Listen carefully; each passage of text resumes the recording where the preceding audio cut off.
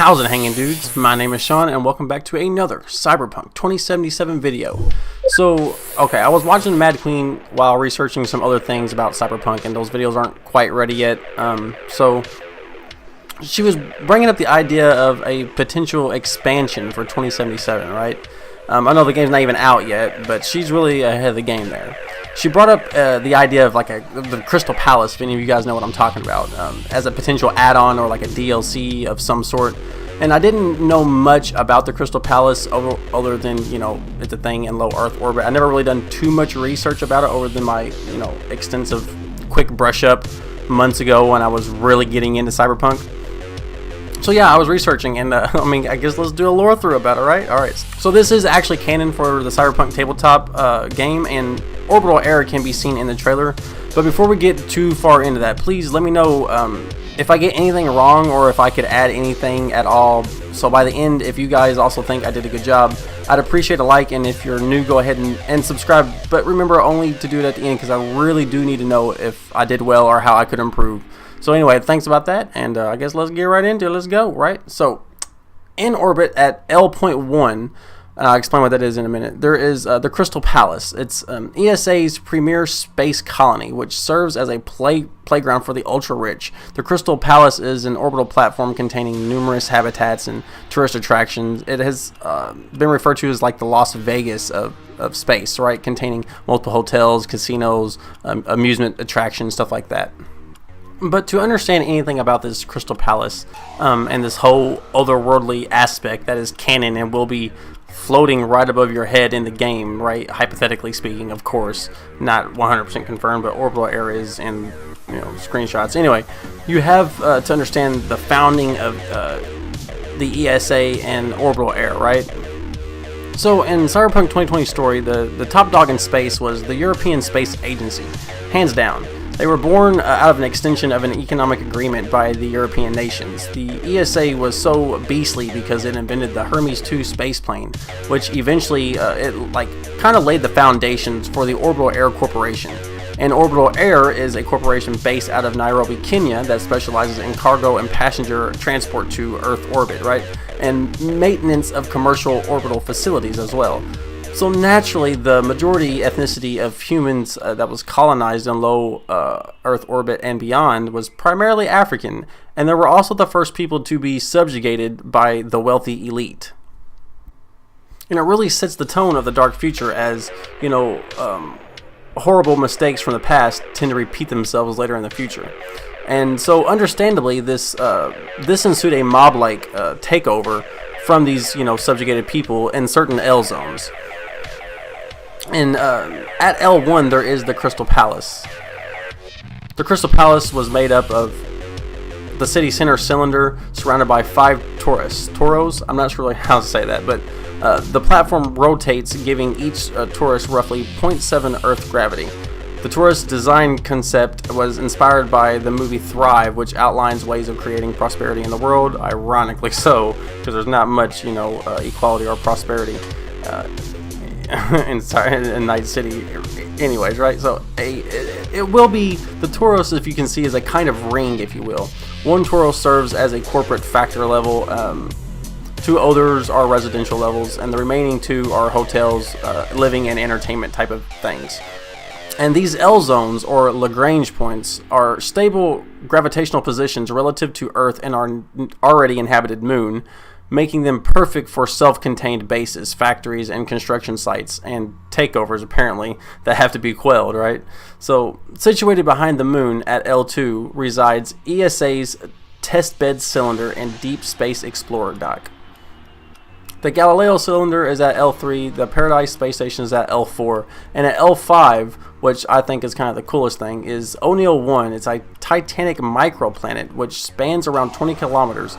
Its purpose is solely industrial, as it is attended by a whole host of advanced construction androids and automated factories, producing vast amounts of resources and goods for the corporate elite to control and choose how to trickle these commodities down to the planet's dwelling denizens down below, who kind of just feed on the morsels that are given to them by the elite. So this as an expansion would be kind of cool, right? Maybe just a Crystal Palace, because all these different corporations take part in the Crystal Palace. The ESA owns it, but all of these corporations kind of have like a little bit in there. That would be kind of cool if it was an expansion and add on a DLC, so you can kind of go up there and see there's certain playable areas, maybe just the Crystal Palace itself. I don't know. There's so many possibilities. You know, maybe you could have like a do the brain dance thing, and there's certain brain dances that will take you back in time, and you get to live through or play through. Maybe something like the Fourth Corporate War. Some of that stuff got brought up in her podcast too. But you know, I will link Mad Queen's podcast in the description below. Just because I think it's worth watching that whole video. I think she was talking to Triple S League or Last Known Meal, one of the two. They don't have faces popped up there, so I can't really tell voices. You know what I mean? But it was intriguing, and the more and more I thought about it, the more and more I was like, well, what kind of add-ons could there be for Cyberpunk 2077? Because I really couldn't think of any, because this game is just freaking awesome as is, man, and we haven't seen everything there is yet to offer. So obviously, I feel like once we get a little bit more after E3 and whenever the game comes out, people get their hands on it, they get to chew on it more, and more people hop on the hype train, and they get to see all of this kind of cool stuff. They want to research the stuff and research the lore and see all the good storylines and plots. They're going to be racing stuff too out of their brain just to get it out there and talk about it, speculation and stuff like that.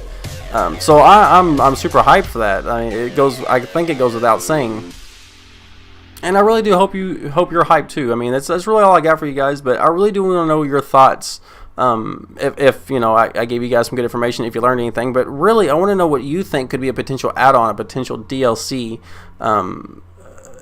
any sort of additional content. Let me know in the comment section below for sure. Wouldn't you rather to go to Crystal Palace? Oh, I can't. I don't know. I wonder if they're going to implement that in the base game. Well, I heard this rumor about the moon, and lore-wise for me it's hard to believe, because I believe that in the lore, Crystal Palace is way more important than the moon. So why someone who is an authentic and old school nerd of 2020 is going to take you to the moon before taking you to Crystal Palace? Yeah, I believe people were discussing this on Reddit as well. Like visiting the Crystal Palace. Yes, found it. There we go. On the other hand, there is one thing that also happened to me one time that I made a leak. That something is what the person is saying, and another thing is what you understand. Because it happened to me with a leak. A person told me something, and I reported it incorrectly because I understood a completely different thing. And with the moon thing, I think that we may be on the same case. That the idea is that we're going to see Crystal Palace, but as we talked about space, the other person, the receiving person, understood the moon. Or maybe we're going to the moon after all, I don't really know. But on the first... Or maybe we'll go to both to Crystal Palace and then to the moon. I don't really know. Oh. Ooh. Actually, I have a dream. That obviously I have no information to back this up. I mean, it's only a personal dream of mine. So there's this amusement park on Pacifica that is called Playland at the Sea. That, well, now Pacifica is the combat zone in the video game, and most probably the amusement park is destroyed. So in my dream, we will be able to visit the ruins of Playland at the Sea, because there's nothing more beautiful than an amusement park in ruins. And in the inside, we will have some mini games, and one of them will be playing parts of 2020 via Braindance. So via Braindance, you can play the Fourth Corporate War. Oh, well, that makes sense. And now that I think about it. And if you ever get an overwhelming urge to just do a handstand in front of everybody or nobody, whenever you feel like just doing a handstand, you just ever get the overwhelming urge, make sure you like and subscribe, and until next time, piss off. 2 to the 1, from the 1 to the 3. I like good pussy and I like good trees. Smoke so much weed you wouldn't believe, and I get more ass than a toilet seat. 3 to the 1, from the 1 to the 3. I met a bad bitch last night in the D. Let me tell you how I made her leave with me. Conversation and Hennessy. I've been to the motherfucking mountaintop. Heard motherfuckers talk, seen them drop.